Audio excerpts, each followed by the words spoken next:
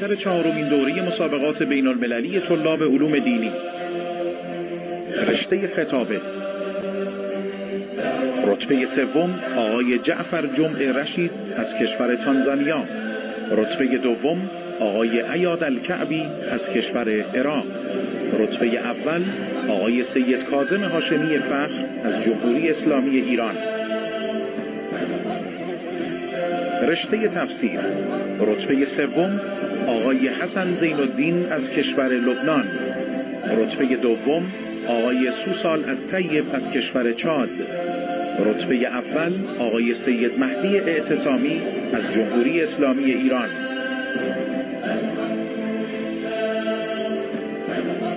رشته ترتیل و تفسیر قرآن کریم. رتبه سوم آقای جبرئیل دنا حسین از کشور نیجریه. رتبه دوم آقای احمد عباس رحیمه از کشور عراق. رتبه اول آقای احمد رضا زیدانی از جمهوری اسلامی ایران. رشته حفظ کل قرآن کریم و تفسیر. رتبه سوم آقای محمد علی عمروف از کشور قرقیزستان. رتبه دوم آقای محمد لاینی از جمهوری اسلامی ایران. رتبه اول آقای احمد عبدالعزیز از کشور مصر.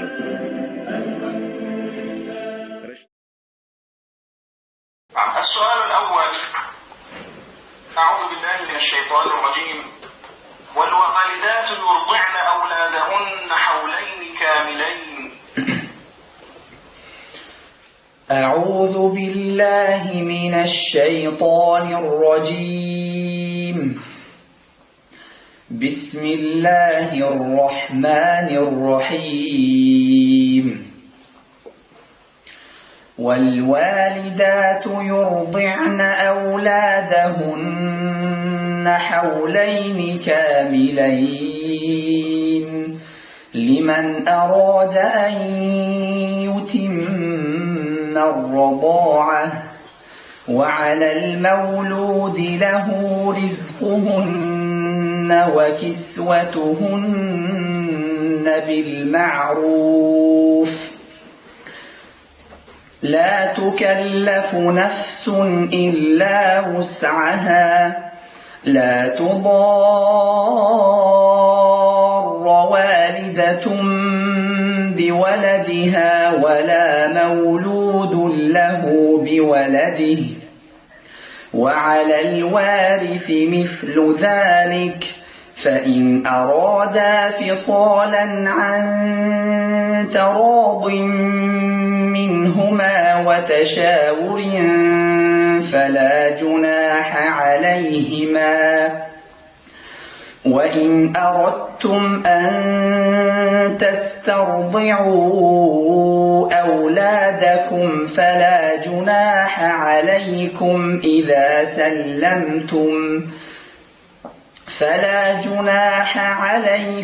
إذا سلمتم ما آتيتم بالمعروف. واتقوا الله واعلموا أن الله بما تعملون بصير.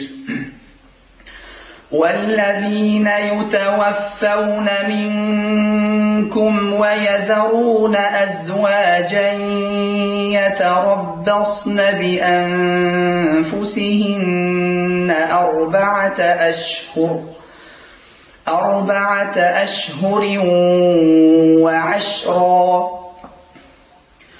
فإذا بلغن أجلهن فلا جناح عليكم فيما فعلن في أنفسهن بالمعروف، والله بما تعملون خبير. ولا جناح عليكم فيما عرضتم به من خطبة النساء أو أكننتم في أنفسكم، علم الله أن إنكم ستذكرونهن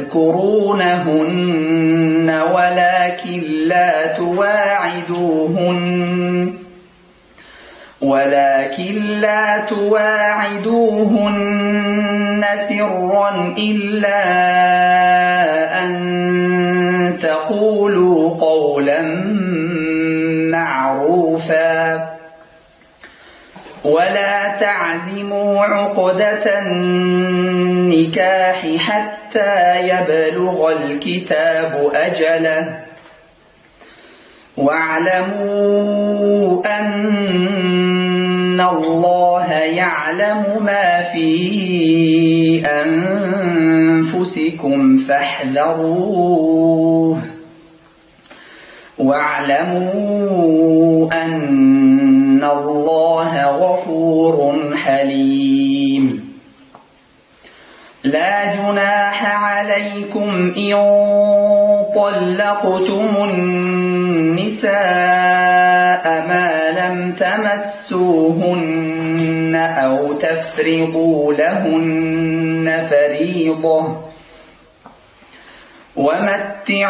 ومتعوهن على الموسع قدره وعلى المقتر قدره متاعا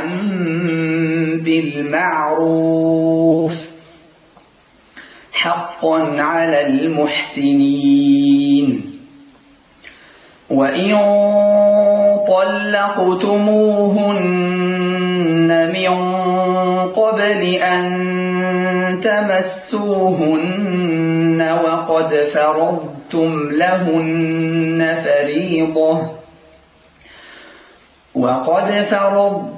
لهن فريضة فنصف ما فرضتم إلا أن يعفون أو يعفو الذي بيده عقدة النكاح وأن تعفوا أقرب للتقوى ولا تنسوا الفضل بينكم إن الله بما تعملون بصير حافظوا على الصلوات والصلاة الوسطى وقوموا لله قانتين. أحسنت بارك الله فيك. حسبك.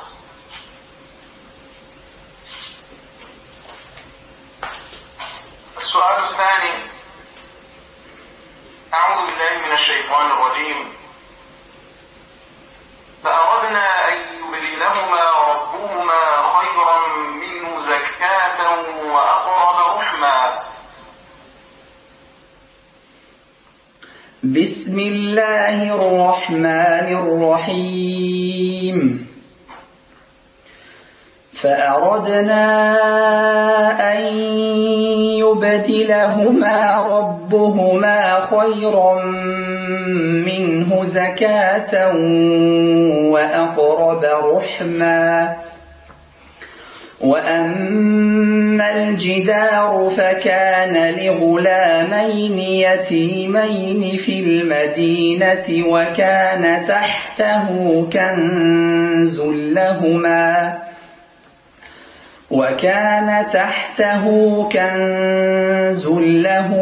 وكان أبوهما صالحا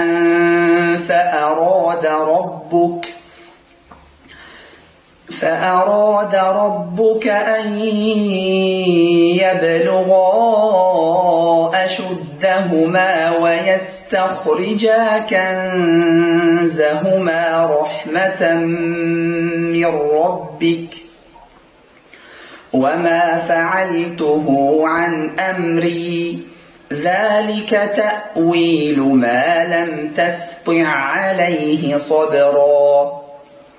ويسألونك عن ذي القرنين قل سأتلو عليكم منه ذكرا.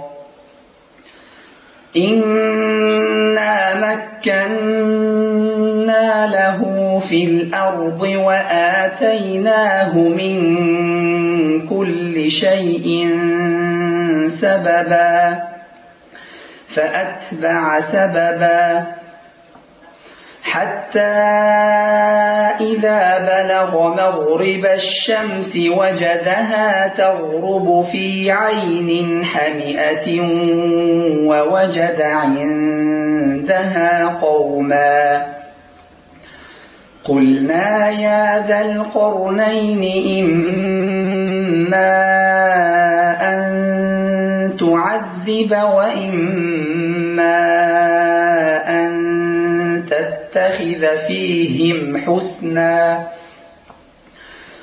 قال أما من ظلم فسوف نعذبه ثم يرد إلى ربه فيعذبه عذابا نكرا وأما من آمن وعمل صالحا فله جزاء الحسنى وسنقول له من أمرنا يسرا ثم أتبع سببا حتى إذا بلغ مطلع الشمس وجدها تطلع على قوم لم نجعل لهم من دونها سترا كذلك وقد أحطنا بما لديه خبرا ثم أتبع سببا حتى إذا بلغ بين السدين وجد من دونهما قوما لا يكادون يفقهون قولا قالوا يا ذا القرنين إن يأجوج ومأجوج مفسدون في الأرض فهل نجعل لك